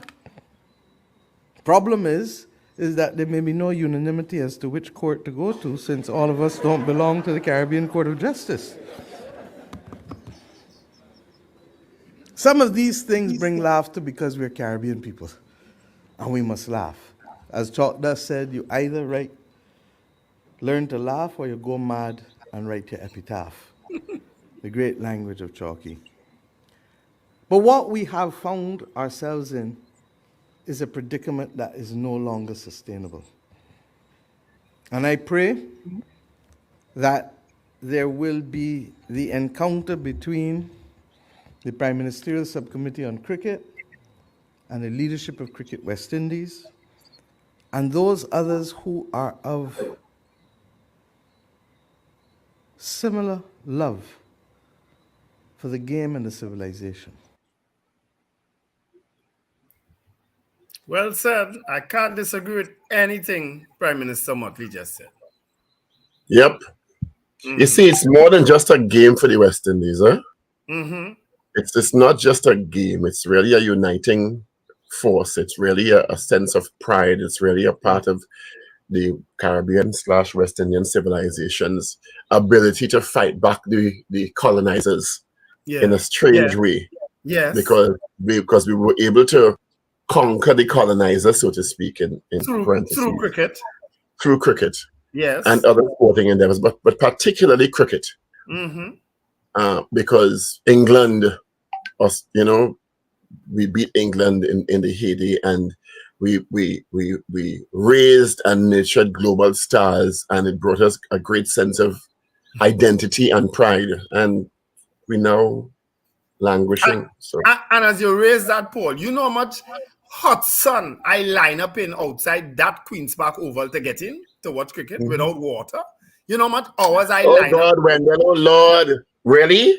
Yeah. I'm talking about me going cricket as a schoolboy. Yeah, but you bring back the water talk and the line up in the hot sun. Yeah, but I'm telling you my experience of going in the Oval. I can't tell you that. You just taking it a little too personal. No, I ain't not taking it personal. We were going on this wonderful, inspirational road and you jump back down your senior route. Oh, Jesus. Did I mention your senior? You didn't have to. Oh, you're so defensive. I'm not defensive because I don't agree with her either. You know, I don't agree with a lot of her sentiments because she's not looking at the bigger picture to me. Yeah, she's Paul, very, and I understand the human dignity part, but blaming the tendency to blame the government for every little thing that goes wrong is unproductive to me. I am talking cricket. Yeah, right. As a schoolboy, went to real cricket, so I understand where Miss Motley coming from. I used to go to that cricket as a school on the schoolboys' mound. That was the first time I used to go. It was a concrete uncovered area on the mound. You used to have to find a little shade under a big tree that in the corner. Everybody used to rush to that corner of the stand. But if you can't get that corner, you have to take it in the bare concrete in the hot sun. That is what I do that for years growing up. Until I could have afforded to become a member of the Queen's Park Oval. And I've been a member of the Queen's Park Oval for the last 20 years for the sole reason of going cricket. Let's open the phone lines. I remember having this discussion about cricket with Myroon Ali because I'm not a big cricket fan. And I mean, Wendell did drag me to a game once. I wasn't bad. I had a good time. And I suppose it's my childhood being forced to play cricket. I don't know if it's part of that. I suppose I was always more nerdish than playing cricket, even though I have played cricket as a boy growing up. I don't think any boy in the West Indies or any child in the West Indies hasn't played cricket at some point. And I remember having that discussion with Myroon Ali, and Myroon, as you were just referencing, Myroon was saying, Richard, cricket has an important historical place in the West Indies. And it extends back because of course Myroon was also a historian, and she was saying it goes back even to the time of slavery, when it was a pastime that the slaves would have participated in, and so she said there's beyond the years, the amount of years that we've been playing cricket in the West Indies, and how it became a unifying factor, in one of the few unifying factors among these diverse islands. All of that plays into why, leading into, of course, our ability to play it so well and to beat England and beat, the major powers of cricket, was something that steeled the West Indies and the West Indian persona. So she went through quite a lot to explain to me why it's more than just a game. Yeah. And why it's an important historical legacy of why the West Indies plays cricket. And as I say, I experienced it at all levels growing up. At all levels, because I did not miss cricket. I still am a cricket fanatic. If I have to be the only person in the Queen's Park Oval watching cricket, I go in. You understand? That happened this weekend. Yeah. Right, we do have some calls, so let's grab them. Good morning, caller. Good morning. Good day, morning, gentlemen. Morning. Morning, sir.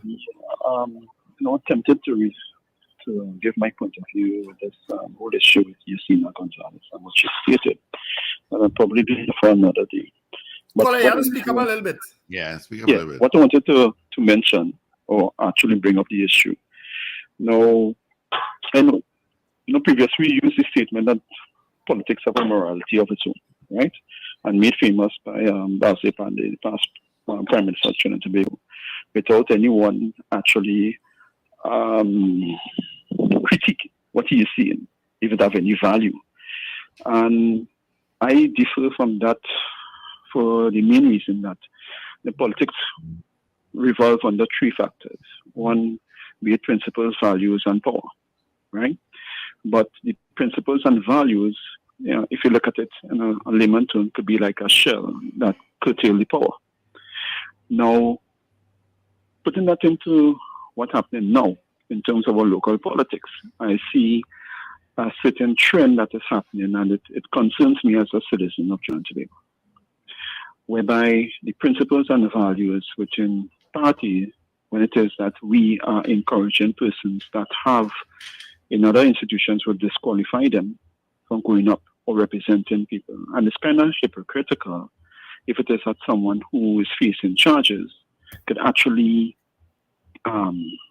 be a candidate or associate with a party going up. Because if it is that you're going as a perspective for a new government of Trinidad and Tobago, you cannot be an island among yourself, because you have to take into consideration other agencies, countries that share intelligence with you. And I'm thinking of what it is that these partners think or be fearful of if it is that this unit comes into governance.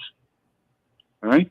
And rather than we focus on if one party is fearful of an individual who has questionable character or questions to ask, the question should really be posed as to what effect will that have upon our reputation in the CARICOM sphere and in the international sphere. But we know what they think, They are on record as saying what they thought about him already, No, well, I'm referring to one of the political analysts outside of Trinidad. Mm-hmm. And I'm surprised that nobody talked about it. And I can't remember the individual's name now. Mm-hmm. But he raised concern to say that it's a troubling trend. Right? And those are little, take a phrase from EP to say, that when she said that there are little cracks in the wall. And when them cracks become big, then what it is? Because I am concerned, I'm seeing individuals who have matters before the courts and being charged, and they are posed as political leaders, and no question has been asked, right? And so, what's happening next? Will this be an acceptable behavior or trend in future? But it's already accepted, eh? It's already accepted worldwide, eh? Well, I wouldn't say it accepted worldwide, because you have individuals, if it is that you're referring to Donald Trump, his matter when he come after office. Half of the Indian Parliament have charges against them, and some serious ones. Right? So in Africa, it happens. All over the world, it happens, eh? Yes, but where it was, and that is so in contrast when we're looking at what someone says on a political platform in terms of the ethical behavior and ethical committee.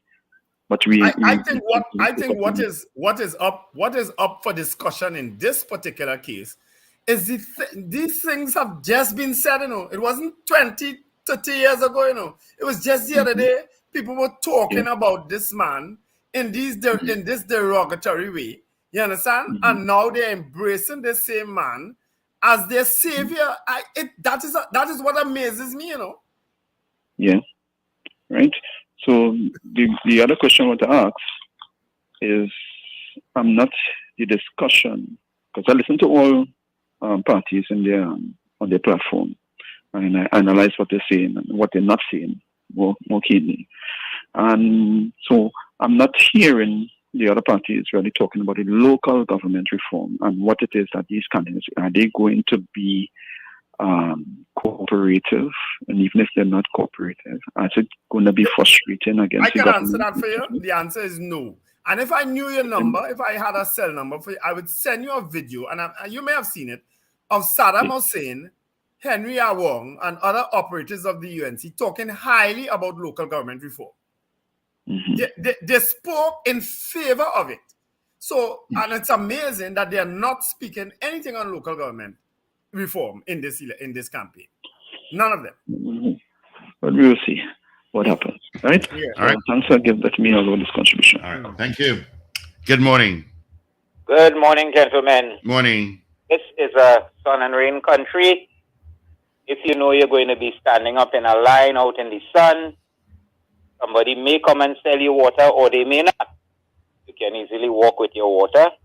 If I go to cut grass in the back there, I put a bottle of water under a tree. Before we had the convenience of these bottles and whatnot, we used to fill any old glass bottle with water.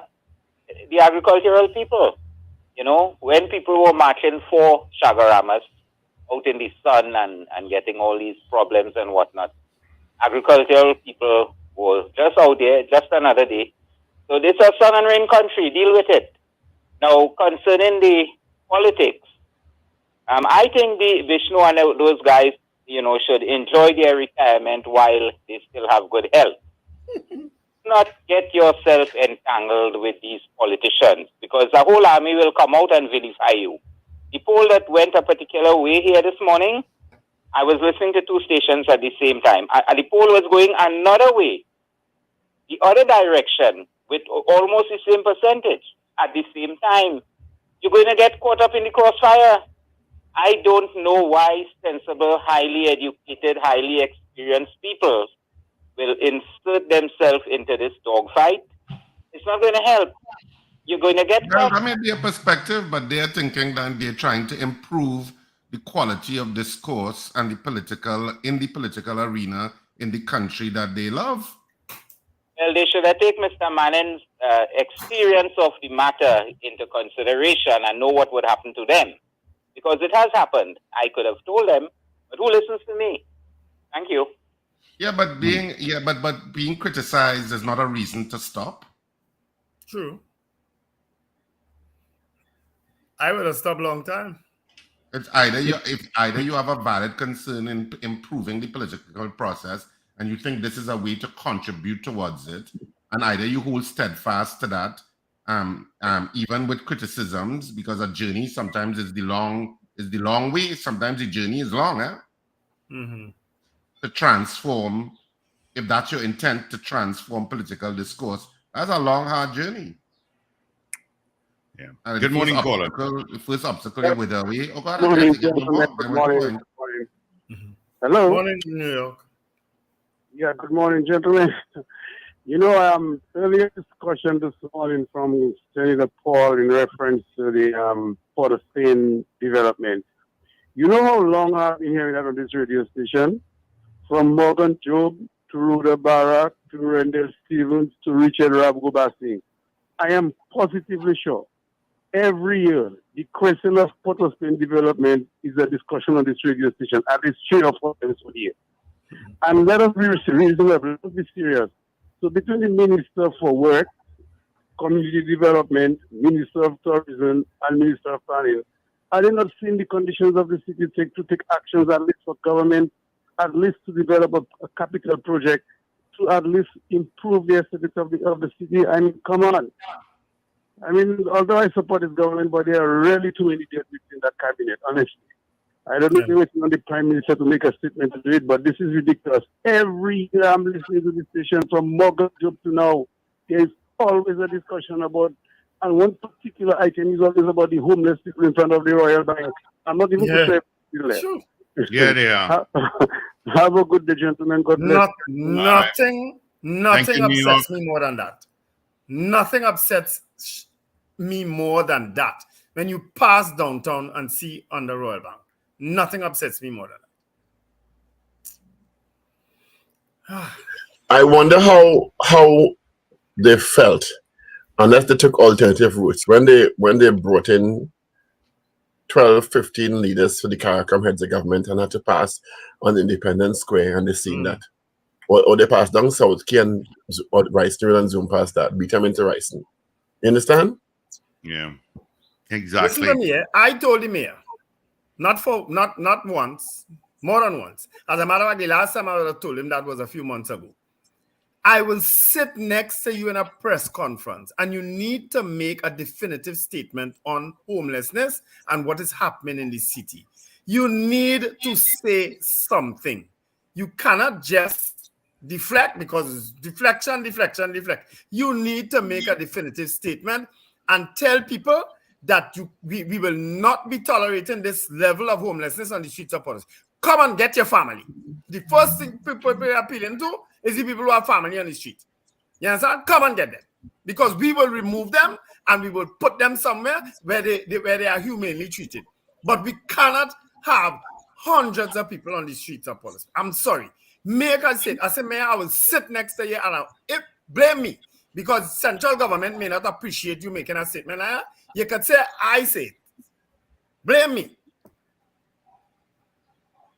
He ain't sitting next to you. You don't act as Prime Minister. Oh, child. You see, August 15th? I hope I'm so big thing. You see, August 15th, trust me, I'm telling people. Well, then the acting as Prime Minister coming up, but I'm making my position. You may sitting next to you and making that statement. If I am asked to serve again, I will serve. But if I'm not asked to serve, trust me, I will not feel anywhere. People are telling all you from all nowhere. I will not be upset. I will not feel any angst. I will come and do my thing on radio and then jump on my plane and go somewhere. All right, we do have a call. Morning. Hey, morning. Wonderful morning to everybody. Mr. Patrick. Morning, Mr. Patrick. Yeah. Other things to talk about. Wind up your glass, Mr. Patrick. Wind up your glass. Now my glass up, and my glass is outside. Wind down my glass. No, wind it up. Again, was the air conditioner blowing in your phone then? Yeah. Let me drop it. Right. Miss Yesenia Gonzalez. You know, I listened to the lady making the speeches many times and things. But this morning, I want to take a homage over his statement. It's not the same government that invite them to come here and give them documents. And she praised, she was on record as praising Minister Young. Right. So, you have your people who illegal gone in a congregation, liming in a birthday party and illegal. Which country in the world people are going about the party in Southwest Grove, illegal, and immigration look on them? I can remember I had some Ghanaian friend was here some years back. Hello? Yeah, we hear you. I can remember recently in New York, United States. Mr. Patrick, you're absolutely right. And this nonsense about they only pick up the Venezuelans and the other people who are illegal. But them Ghanaians will be running on I don't know about the place. I can remember in New York, people coming in the train and the bus and asking for documents. And the people are here. So, Ms. Gonzalez, when people wrong, go wrong. You don't have your papers, you don't have your documents and your status. Go ahead now. Stay low. And you know, Mr. Patrick is right, because if those persons, among those persons who were picked up by that club liming, had documentation that they were part of the government twice program to get documented, they could have allowed that. Okay. As a matter of fact, Paul, I know for a fact that there were people there who didn't have the documents on them and they were allowed to go and get the documents. And they were sent. The documents and they were released. Yes. You can't go Venezuela.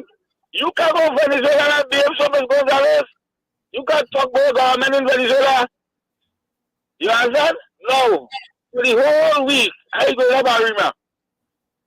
I see motor cars line up on the both sides of the highway.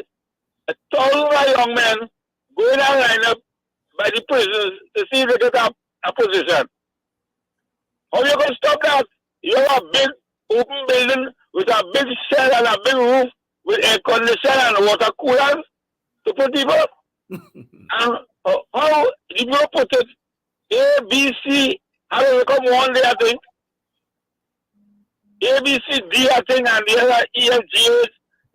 It's sort of organized thing. Yeah. So I don't understand. When the lady went, I went in the U.S. embassy and line up 2 o'clock in the morning. long line outside the embassy. You understand? It's only years after the culture rectified online. So Ms. Gonzalez, I love the woman and them. I love nice women. But oh God, let us tell you. All right. All right, Have a good Mr. day. Patrick. Take care. Thanks, Mr. Patrick. Oops. Good morning, caller. Good morning, gentlemen. Morning, Mrs. Richards. Good morning, my dear. Morning, Zina. My husband, morning, Wendell. My husband. How are you? How are you? Richard, a little tired of seeing it. Good. I am good. Wendell, you know, is when you did that program, just be real fiery. I'm glad because you are the only opposing one to how sometimes some of them they just think now. You know, you're standing up for your PNM and you're right. But I want to tell you something. I know Richard listening carefully, gonna come at me. But drink your hot coffee and go down your mouth before, Richard. I have not said anything. I said drink it in the meantime, because you're gonna come at me. And I'm waiting for you. Hear what? You see, when you all talk about Port of Spain and the picking up of the people, Wendell, don't forget that it have people in Richard's profession that will come and say their human rights. Well, let them come. And come and want to take the government to court for taking people against their will.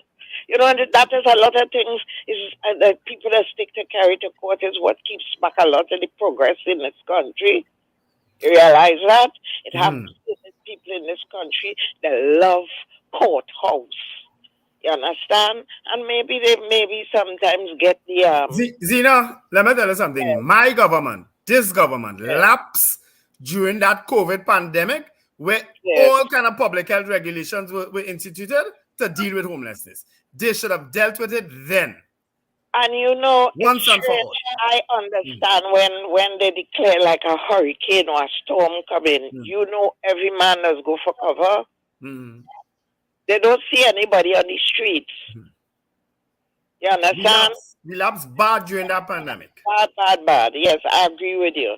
And as for Miss Gonzalez, she's always, to me, she has that kind of bold-faced attitude that I don't like. You're a foreigner in someone's country. Don't mind they give you naturalization or whatever, but she don't mean to tone down at all. The next thing that will happen, we go here, Venezuelan war fighting from over here. And I don't know what Church and them going to do to get her mouth quiet. You understand? They should not give she a warning letter already. As critical as Ms. Gonzalez is, she will not spur any war. And why should she be given a warning letter for what? I don't understand what you're saying. We have something called freedom of speech in the country. So what? She's not allowed to give her opinion? She should get a warning letter from who? Yes, you couldn't say good morning now, but you could. Well, I come back. Good morning. You don't like it. You want to give me a warning letter too? Shut up. Well, I should revoke naturalization. Why should they revoke her naturalization? Why? Come on. Yeah. Because she outspoken? I wanted really? to wake up. I wanted to wake you up, and I wanted to hear your mouth. Oh, okay, all right. All you Glenn Zina provoke all you. All right. Have a good day, gentlemen. Bye. Go and soak my bullseye for me, please. You what? What? You who? Buljol. Oh!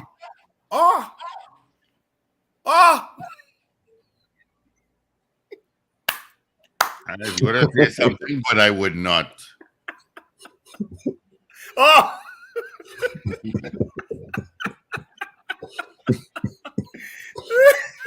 Richard, you listened good, boy. I was wondering what you saying there, no? No, they had a conversation earlier in the week about, you know, Zina was saying she could make having just the right amount of salt. Zina was saying don't she could take make out too much, don't put in too much. There's a balance, you know. Can't be too salty. You know, Wendell? Some of them soak it too much and all this oil is come out. One of these days, Richard go blurt it out on air, you know, and expose me, you know. Oh boy. Let's say good morning going out to Sheldon Smith. Yeah, it's tough to be exposed.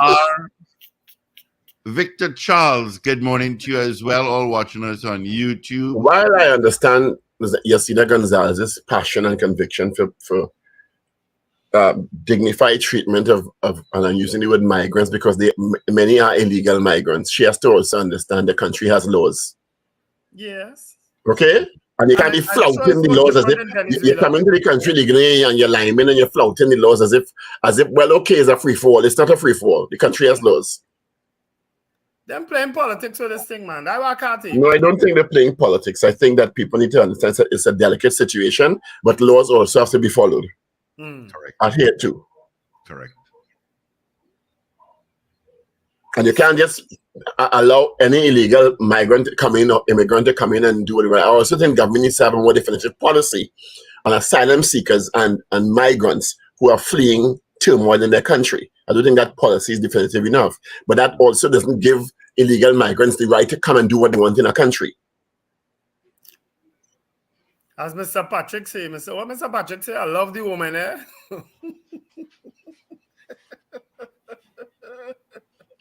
So said Maggie man leave the woman. But you're right, unless you have a policy, you're spinning top in mud. Exactly. And that's the problem. The policy is not definitive enough. Illegal migrants will enter. Illegal migrants will lime. Illegal migrants will and asylum seekers and refugees. We have a policy on that. What is our policy on asylum seekers and refugees? It's going to happen because human beings fleeing a place are going to flee. And that's an issue all over the world anyway. You'll have a great weekend. Richard, good luck with your play tomorrow. Yes, thank you. Yes, there's Hussein St. James from tonight, people also too. Richard, a couple of people called. I actually delivered tickets to somebody in Arima yesterday because they wanted me to bring the tickets up from Rumbox to them. Oh, they wanted to see her? Probably. He come and sit down by me and had a drink or two. You know, he had lost his wife a few months ago. You know, so he said this is his first time going out. You know, since because he and his wife were inseparable. You know, so he asked me. I can imagine how that is.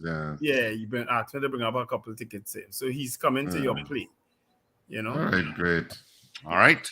Well, the play is on to tomorrow, people. Saturday and Sunday. It starts tomorrow night at the Central Bank Auditorium. Of course, tickets are available at the Central Bank Auditorium from 12 noon to 6 p.m. daily. And of course, all the usual outlets. You can check RSRR Productions Theater on Facebook and other social media sites where you can get all of the information, even how to purchase online.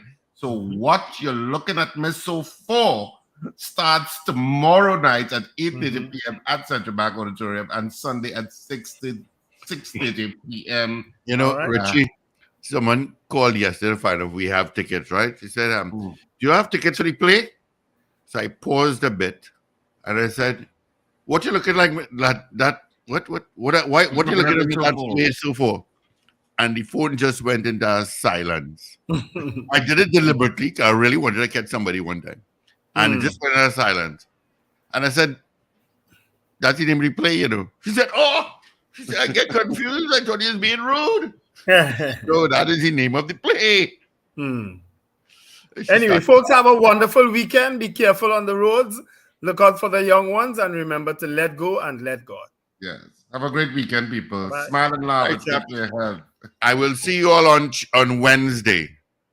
I'll be online. I'm off on Monday. I know Richard.